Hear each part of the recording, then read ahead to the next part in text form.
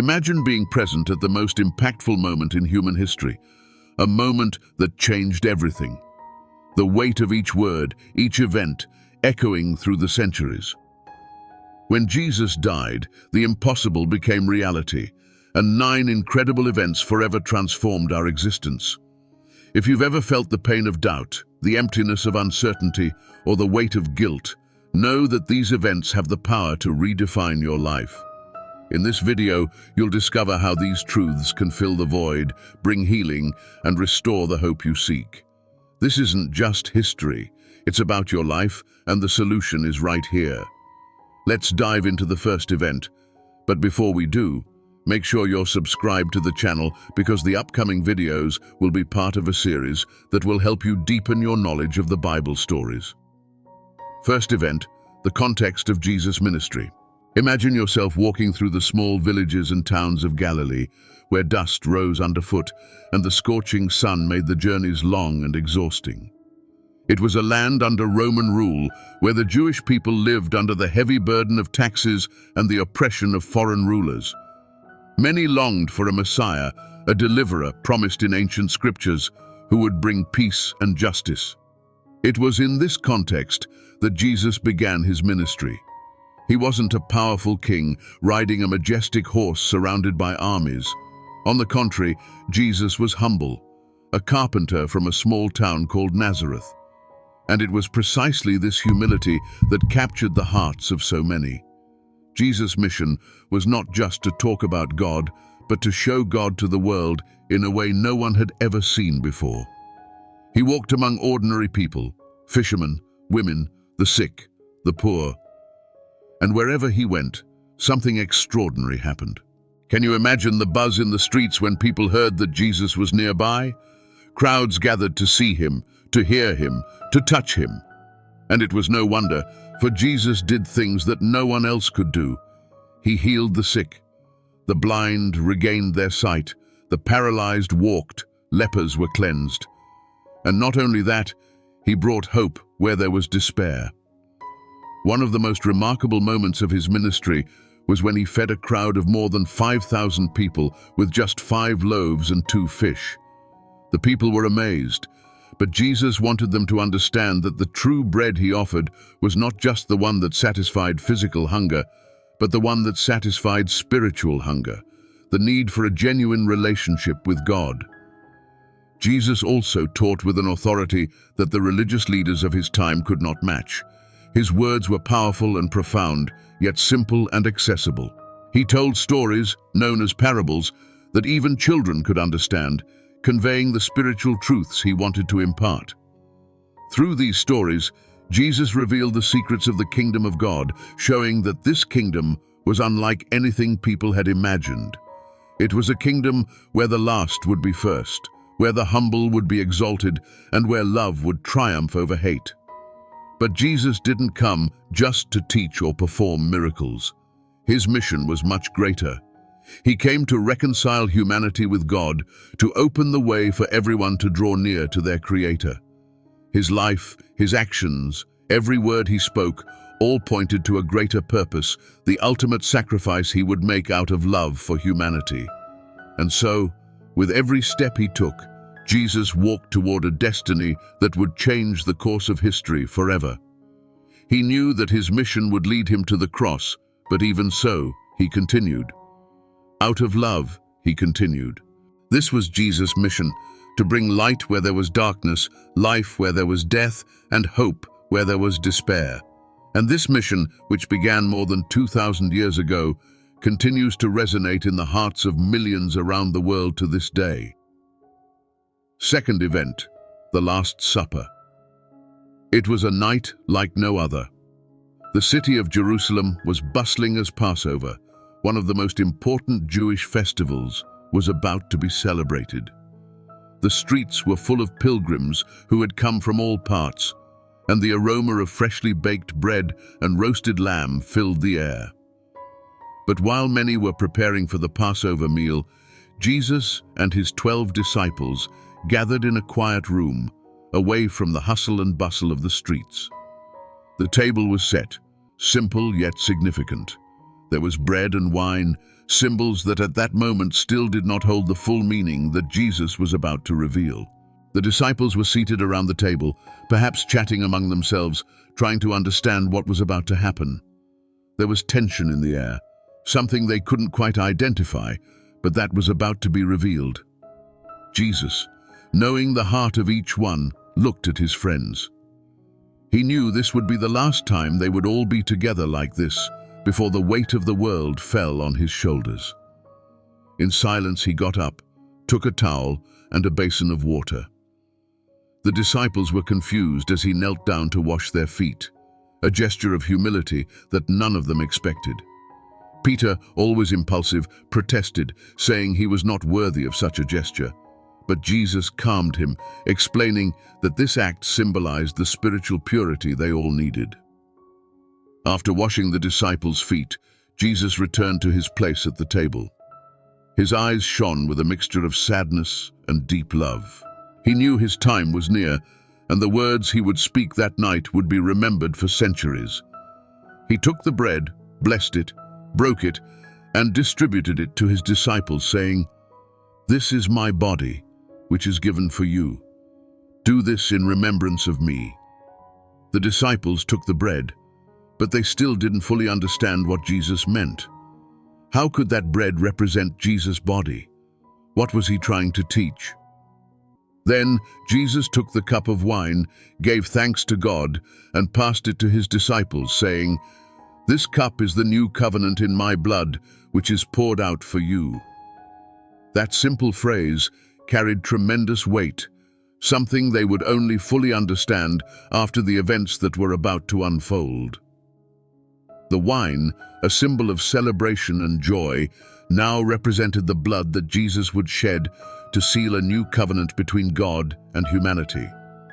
As the disciples drank from the cup, a deep silence fell over the room. Those words, "new covenant," echoed in their minds. They knew that Jesus was speaking of something much greater than any of them could imagine. But the moment of intimacy was interrupted by a shocking revelation. Jesus, with a calm but firm voice, declared, "One of you will betray me." These words fell like a bombshell in the room. The disciples looked at each other, confused and distressed. Who among them could betray their master, whom they loved and followed so dearly? One by one they asked, "Is it I, Lord?" The anguish was palpable. Jesus then said to Judas, the disciple who had already made the deal to betray Jesus for 30 pieces of silver, "What you are about to do quickly." Judas left quickly, and the dark night seemed even denser and more threatening. With Judas gone, Jesus continued to speak, preparing his disciples for what was to come. He spoke of the Holy Spirit, the Comforter, who would come to guide and strengthen each of them. And most importantly, he gave them a new commandment: love one another. As I have loved you, so you must love one another. The Last Supper was not just a meal. It was a moment of deep teaching, of preparation for the sacrifice that Jesus was about to make. It was the beginning of what would become the greatest act of love the world had ever known. And by introducing the sacrament of communion, Jesus left a legacy that would continue to be celebrated by his followers, generation after generation, as a reminder of the sacrifice he made for all humanity. That night, in a quiet room in Jerusalem, Jesus not only broke bread and shared wine, he broke his heart for his friends, his followers, for all of us. And in return, he asked us never to forget that love, to love one another as he loved us. This is the true essence of the Last Supper, a moment that resonates to this day in every heart that remembers Jesus' sacrifice. Third event, Judas' betrayal. Judas Iscariot was one of the 12 disciples chosen by Jesus. For years he walked side by side with the Master, witnessed breathtaking miracles, heard teachings that changed lives, and witnessed the unconditional love that Jesus had for everyone, especially for those most despised by society. But in Judas' heart, something dark began to grow. The scriptures tell us that Judas was responsible for the group's money. He carried the bag with the donations that people made to support the ministry of Jesus and his disciples. Over time, the glitter of silver coins and the temptation of greed began to cloud Judas' judgment. He became increasingly attached to money and less focused on the mission that Jesus had given them. The atmosphere in Jerusalem was tense. The religious authorities were increasingly bothered by Jesus. His popularity was growing, and his words challenged the established system. The religious leaders saw Jesus as a threat to their power and influence and began plotting how they could arrest him and eliminate him without causing a revolt among the people. It was in this tense and conspiratorial environment that Judas made a decision that would forever change his life and the course of history. Perhaps he had doubts about Jesus. Perhaps he was expecting a different Messiah, a leader who would raise a revolution against the Romans. Or perhaps simply greed had the upper hand. But the fact is that Judas, knowing Jesus' movements well and the trust the Master placed in him, sought out the chief priests with a treacherous proposal. In a dark, quiet room, away from prying eyes, Judas met with the religious leaders. He knew they wanted to arrest Jesus, but they didn't know how or when, for Jesus was always surrounded by crowds. Judas then offered them the opportunity they so desired. He promised to deliver Jesus into their hands in a moment of privacy, away from the crowds, but he wanted something in return. "What are you willing to give me if I deliver him to you?" Judas asked, perhaps without fully realizing the weight of his words. The religious leaders, eager to capture Jesus, quickly agreed. 30 pieces of silver, the price of a slave at the time, was the amount they agreed to pay. 30 pieces of silver for the Son of God. Judas accepted. The sound of the coins dropping into the bag echoed in his mind like a dark omen. The decision was made, and there was no turning back. From that moment on, Judas began to look for the right opportunity to betray Jesus. He pretended normalcy, continued to walk with the other disciples, listened to Jesus' words, but in his heart, the plan of betrayal was unfolding. The weight of his decision, however, had not yet fully hit him. The act of betraying someone so close, someone who had welcomed and loved him, is something difficult to comprehend. Judas was blinded, perhaps by money, perhaps by a distorted vision of what he believed to be the truth. He became a tool in the hands of those who wanted to destroy Jesus, without realizing that he was destroying himself in the process. That night, when Jesus gathered with his disciples for the Last Supper, Judas was there, pretending to be one of them. But Jesus, knowing all hearts, knew what was about to happen. With sadness in his eyes, he revealed to the disciples that one of them would betray him. The shock and confusion filled the room. Each, in disbelief, asked, "Is it I, Lord?" Jesus, however, knew that the betrayer had already made his choice. He looked at Judas and, with a pain that only he could understand, said, "What you're about to do, do quickly." And with those words, the fate was sealed. Judas hurried out into the night, leaving behind the light of Jesus' love and plunging into the shadows of betrayal. The 30 pieces of silver now weighed like lead in his bag, each one representing the price of his own soul. Judas' betrayal is a bitter reminder of how the human heart can stray, even when surrounded by light. It is a warning that we must always guard our hearts, for like Judas, we can be seduced by temptations that lead us away from what truly matters. And so, the plot that would lead to Jesus' crucifixion was set in motion, driven by the greed and blindness of a man who was once a close friend. The story would continue to unfold, revealing Jesus' greater purpose and the sacrifice he was willing to make for all of us, including Judas, the one who betrayed him. Now, before we continue to the fourth event, had you heard about these 3 events up to this point? Did you know they existed? Let me know in the comments if you've heard of these 3 events, so I can know. Moving on. Fourth event, the Mount of Olives. It was a silent and cool night in Jerusalem. After celebrating Passover with his disciples, Jesus led them to a special place, a quiet garden at the foot of the Mount of Olives called Gethsemane. It was a place he knew well, a refuge where he often went to pray and seek strength in difficult moments. As they walked together under the starry sky, the disciples felt the weight of the occasion, even though they did not fully understand what was about to happen. There was something different in the air, a sense that something immense was coming. The Garden of Gethsemane, with its ancient olive trees that seemed like silent witnesses, was the perfect stage for what would unfold next. When they arrived at the garden, Jesus asked Peter, James, and John, his closest disciples, to stay with him while he prayed. The pain in Jesus' heart was visible, and he did not want to go through it alone. He knew what awaited him: betrayal, trial, torture, and finally, crucifixion. But it was not just the physical suffering that afflicted him. He bore the weight of the sin of all humanity, a burden so heavy that no one else could bear it. Jesus moved a little further away, going to a place where he could be alone with his heavenly Father. He knelt, and then, with a sincerity that would touch even the hardest heart, began to pray. "Father, if it is possible, take this cup from me," he said.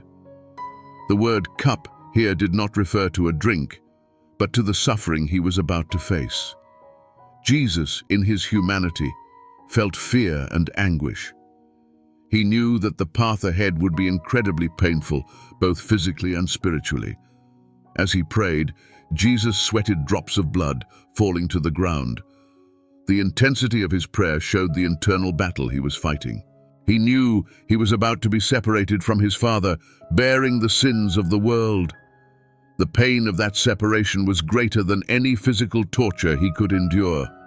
And yet, in the midst of his agony, Jesus prayed the most powerful prayer of all: "Yet not my will, but yours be done."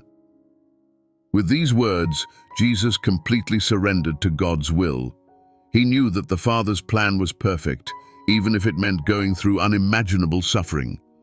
His love for humanity was so great that he was willing to endure it all so that we could have a chance at reconciliation with God.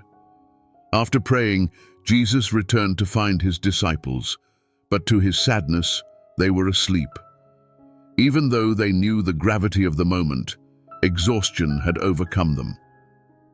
"Couldn't you men keep watch with me for 1 hour?"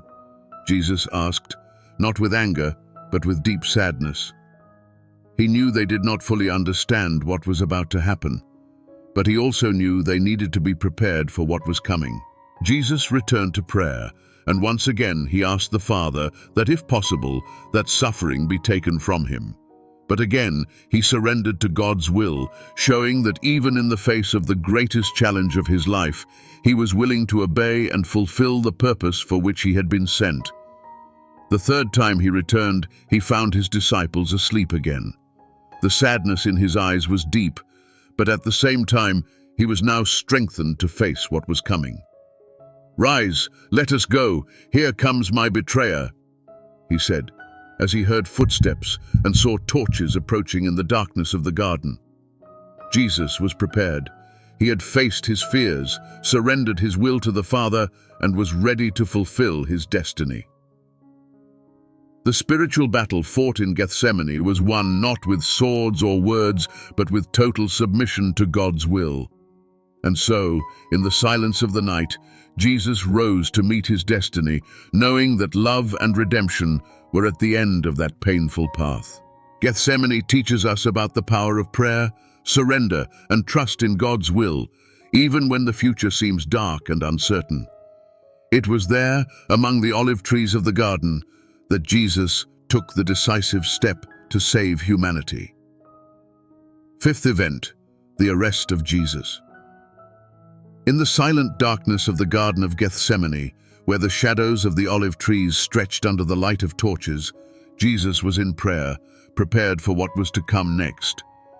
The peace he had found in his surrender to the Father's will was soon interrupted by a growing sound, the sound of hurried footsteps, murmuring voices, clinking armor. A mob was approaching, led by a figure Jesus knew all too well: Judas Iscariot. Judas, one of the 12 disciples, came at the front of the group. With him were the temple guards, sent by the chief priests, and some Roman soldiers.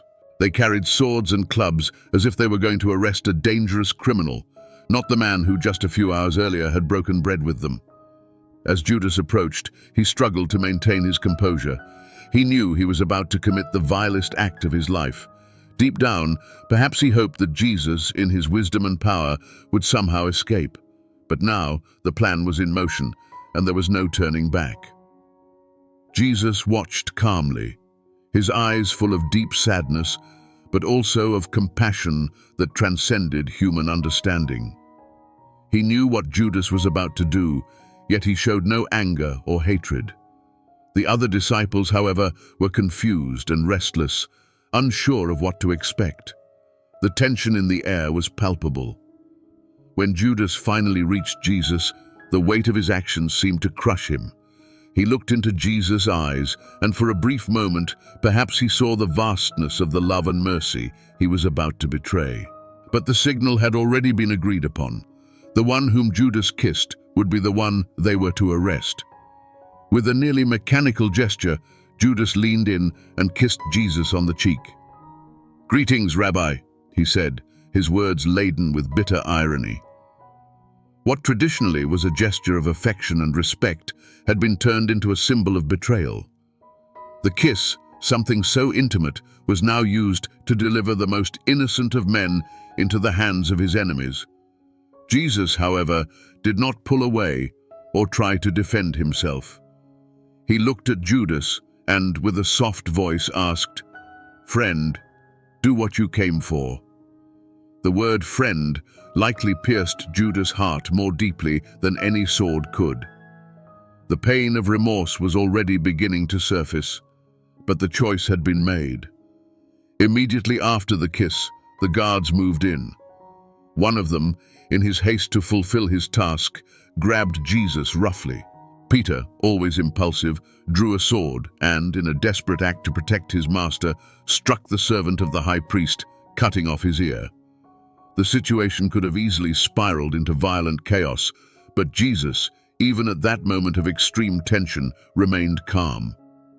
"Put your sword back in its place," Jesus ordered Peter, "for all who draw the sword will die by the sword." He knew that force was not part of God's plan. Then, with a simple gesture, Jesus touched the wounded man's ear and healed him instantly. Even in his arrest, Jesus demonstrated compassion and power, offering healing in the midst of betrayal. The disciples, now panicking, began to scatter. Fear gripped them, and each one, fearing for his life, fled to hide. Jesus, for his part, did not resist when the guards bound him and began to lead him away.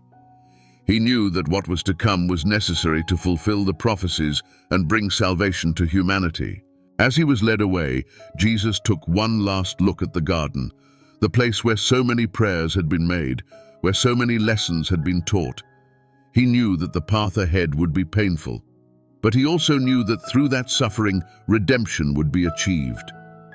Jesus' arrest was not just an event of violence and betrayal, it was the beginning of the greatest sacrifice ever made. With serene courage, Jesus walked toward the destiny he had chosen out of love for humanity. That night, darkness seemed to triumph, but little did his enemies know that through that arrest, God's plan was unfolding perfectly. And so, with Judas' betrayal and Jesus' arrest, the path to the cross was paved, a path that would lead to the final victory over sin and death. Sixth event, the trial before the Sanhedrin. After his arrest in the Garden of Gethsemane, Jesus was led by the temple guards through the dark streets of Jerusalem. It was early morning, and the city was silent, as if the world itself were waiting with anticipation for the outcome of that crucial moment. The disciples had fled, and Jesus was now alone, surrounded by those who wanted to see him destroyed. Jesus was taken to the house of Caiaphas, the high priest, where the religious leaders were already gathered despite the late hour. The Sanhedrin, The Jewish council, composed of elders, scribes, and priests, had been convened to judge Jesus. These were the most powerful men in Jewish religion, those who were supposed to uphold justice and God's law. However, that night, the Sanhedrin became a court of partiality and vengeance. As he was brought before the Sanhedrin, Jesus was confronted by familiar and hostile faces. These men had been present on various occasions during his ministry, listening to him preach and watching him perform miracles. But instead of recognizing the promised Messiah, they saw him as a threat to their power and influence. The trial was hastily assembled and conducted in secret, for the leaders feared the people's reaction, who saw Jesus as a prophet and leader. Witnesses were brought in, but their accusations were inconsistent and contradictory. Some claimed that Jesus had said he would destroy the Temple of Jerusalem and rebuild it in 3 days. Others accused him of inciting revolt against the Roman government. But none of these accusations was solid enough to condemn him. Despite the flimsy evidence, the Sanhedrin was determined to find a reason to condemn Jesus to death. Frustration grew among the council members, for it seemed that even with all their power and influence, they could not bring down the man who spoke with such authority and truth. Then, Caiaphas, the high priest, decided to confront Jesus directly. Rising from his position, he approached Jesus and, in a voice heavy with expectation, asked, "Aren't you going to answer these accusations? What is this testimony these men are bringing against you?" Jesus, however, remained silent. His silence was not one of weakness, but of strength and conviction. He knew that any response would be twisted and used against him. His silence was a demonstration of his total submission to God's plan. Frustrated by Jesus' silence, Caiaphas asked the crucial question, the one that really mattered, and Jesus' answer would echo throughout eternity. Calmly, but with authority that made everyone hold their breath, Jesus responded, "I am, and you will see the Son of Man sitting at the right hand of the Mighty One and coming on the clouds of heaven." With those words, Jesus clearly affirmed his identity as the Messiah and Son of God, fulfilling ancient prophecies. For Caiaphas and the Sanhedrin members, this was all they needed. Tearing his robes in a gesture of indignation, a sign that he believed something extremely offensive had been said, Caiaphas cried out, "Blasphemy! Why do we need any more witnesses? You have heard the blasphemy. What do you think?" The Sanhedrin, now united in their decision, responded in unison, "He is worthy of death." The sentence had been sealed, but the trial did not end with the sentence. The hatred these religious leaders felt for Jesus was so great that they began to spit on him, cover his face and strike him, mocking, "Prophesy, Messiah, who hit you?" The one who had always shown love, compassion, and truth was now treated with brutality and scorn. Despite the pain and humiliation, Jesus did not retaliate. He knew that all this was part of God's plan to save humanity. Every blow, every insult brought him closer to the cross, where he would fulfill his mission to redeem the world. The trial before the Sanhedrin was a mockery of justice, a demonstration of how power can be corrupted by envy and fear. But even in the midst of that darkness, Jesus' light shone, showing that he truly was the Son of God, the Savior who willingly gave himself to bring life and hope to all who believe in him. Now let's move on to the 7th event. But before we do, I noticed that you haven't liked this video yet. It's really important for YouTube to keep sharing our content with you so we can continue helping you learn more about the stories of the Bible. So go ahead and hit that like button. It's free, thanks. Moving on. 7th event. Peter denies Jesus 3 times. After Jesus' arrest, the darkness of the night was broken by the light of the torches illuminating the way to the high priest's house. As Jesus was taken to face trial, the disciples who had been so close to him were now scattered, fearful, confused, and unsure of what to do. But Peter, who had always been impulsive, brave, and loyal, couldn't just disappear into the darkness. In his heart, he felt he needed to stay close, even though he didn't know how he could help. Peter followed Jesus at a distance, his heart heavy with anxiety. He mingled with the crowd that had gathered in the courtyard of Caiaphas, the high priest's house where the trial was taking place. The atmosphere was thick with tension. There were murmurs, suspicious glances, and fear hanging in the air. Peter approached a fire where some servants and guards were warming their hands, trying to remain unnoticed as he watched what was happening. The flames of the fire illuminated the faces around, creating shadows that danced in the courtyard.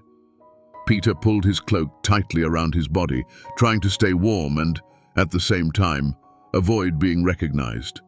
But suddenly, one of the servant girls of the high priest's household looked at him closely. Her eyes narrowed as she examined Peter's face, trying to remember where she knew him from. Finally, she spoke. "You also were with that man, Jesus of Nazareth." The accusation was a shock to Peter. Fear took him by surprise, and before he could think, he responded quickly, "I don't know what you're talking about." His voice was tense, perhaps with a slight tremor. He looked away, trying to seem indifferent, but deep down, he knew something inside him had broken. Peter moved away from the fire, looking for a safer place, away from the curious eyes. But he couldn't just leave. His loyalty to Jesus kept him there, but his fear made him want to disappear. As he walked through the courtyard, another person recognized him, a man this time, who had also been among the crowd following Jesus. "You are one of them," the man said, pointing at Peter. "You are one of Jesus' followers." Peter felt his heart race. He looked around, desperate, realizing that now more people were beginning to pay attention. The fear of being arrested, of facing the same fate as Jesus, completely overwhelmed him. And once again, he denied vehemently, "I am not. I don't know this man you're talking about." Now, the tension in the courtyard was palpable. Peter was on the verge of despair, but even so, he couldn't leave. He remained, perhaps hoping that all this was just a nightmare from which he would soon wake. But the night seemed endless, and the weight of his own words began to crush his soul. Then, a short time later, a third confrontation occurred. This time, one of the temple guards, who was a relative of the man whose ear Peter had cut off in the Garden of Gethsemane, recognized him. "Surely you are one of them. Even your accent gives you away," the man said, noticing Peter's Galilean accent. Faced with this accusation, Peter panicked. Feeling cornered, he began to curse and swear, "I don't know this man you're talking about." His voice, now louder and full of despair, echoed in the courtyard. At that very moment, as if to mark the gravity of the moment, a rooster crowed, breaking the silence of the early morning. Peter froze. The sound of the rooster brought back the words Jesus had spoken to him just hours before. "Before the rooster crows, you will disown me 3 times." The reality of his betrayal hit him like a storm. Peter, who had sworn to follow Jesus to the death, had just denied him 3 times, exactly as Jesus had prophesied. Overwhelmed by deep shame and sadness, Peter ran out of the courtyard, tears streaming down his face. He wept bitterly, his heart shattered by guilt. Peter knew he had failed miserably. The man who prided himself on his courage was now drowning in remorse. But even in this moment of deep despair, Peter's story would not end in defeat. What he did not know on that dark night was that the love and mercy of Jesus would be greater than his failure. Though the pain of his denial consumed him at that moment, a new dawn would bring redemption. And Peter, the one who had denied his master, would be restored and become a cornerstone in the building of the church.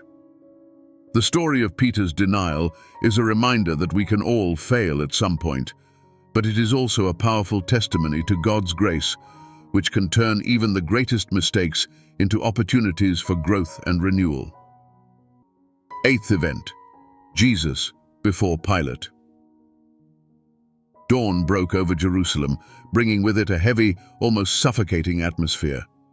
The city was restless, with rumors circulating about the arrest of Jesus, the prophet from Nazareth. After a night of trials and humiliations before the religious leaders, Jesus was taken bound to the palace of the Roman governor Pontius Pilate. Pilate was an experienced man, hardened by years of service to the Roman Empire. As the governor of Judea, he was used to dealing with the turmoil and tensions of an oppressed people. However, that day would be different from all others. The Jewish leaders, bringing Jesus to Pilate, expected him to ratify the death sentence they themselves had decreed. But Jesus' fate was in the hands of someone who did not understand the magnitude of what was happening. Jesus was brought before Pilate, his clothes dirty and torn, but his dignity remained intact. The governor, intrigued by the silent figure before him, asked the first question, "Are you the king of the Jews?" The accusation of being a king was serious, for it meant rebellion against the Roman emperor. But Jesus' response was full of wisdom and serenity. "Are you asking this on your own, or have others told you about me?" Pilate, realizing that Jesus was no ordinary prisoner, insisted, "Your own people and chief priests handed you over to me. What have you done?" Then Jesus responded, revealing the true nature of his kingdom. "My kingdom is not of this world. If it were, my servants would fight to prevent my arrest by the Jewish leaders. But now my kingdom is from another place." Pilate was even more confused. He did not see in Jesus a military threat, nor a political leader. The man before him spoke of spiritual things, of a kingdom that was not based on earthly power. "So you are a king?" Pilate asked, trying to understand. "You say that I am a king," Jesus replied. "In fact, the reason I was born and came into the world is to testify to the truth. Everyone on the side of truth listens to me." Pilate, cynical and disillusioned by the lies and intrigues that permeated politics, responded with a question that echoes through the ages. "What is truth?" He did not expect an answer. To him, truth was relative, shaped by those who held power. Yet before him stood the one who is the truth in person. And Pilate, without realizing it, was about to make a decision that would change history. Pilate returned to the crowd that had gathered outside the palace. He knew that the religious leaders had handed Jesus over out of envy and wanted to release him.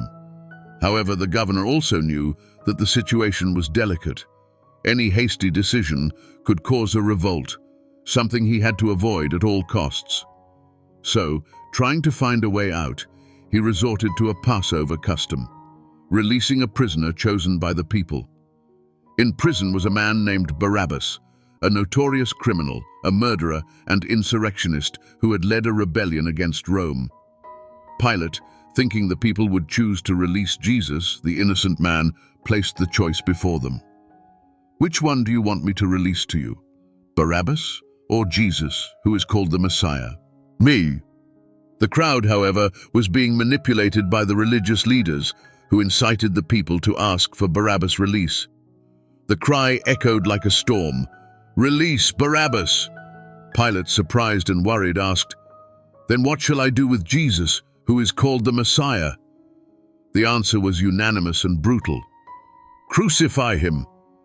Pilate, in a mix of disbelief and frustration, asked, "Why? What crime has he committed?"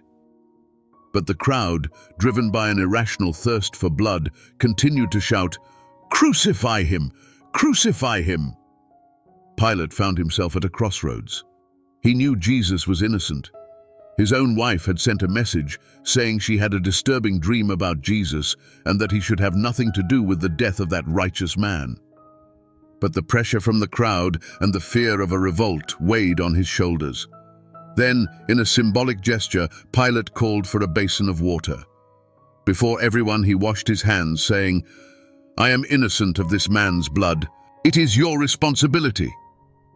The crowd responded shockingly, "His blood is on us and on our children."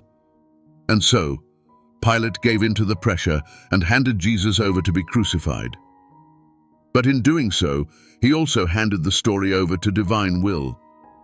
Jesus, the Lamb of God, was on his way to the ultimate sacrifice, and nothing could stop the fulfillment of that purpose. As Jesus was led away by the soldiers to be tortured and crucified, Pilates' decision would be marked as one of the most notorious acts of cowardice and moral compromise in human history.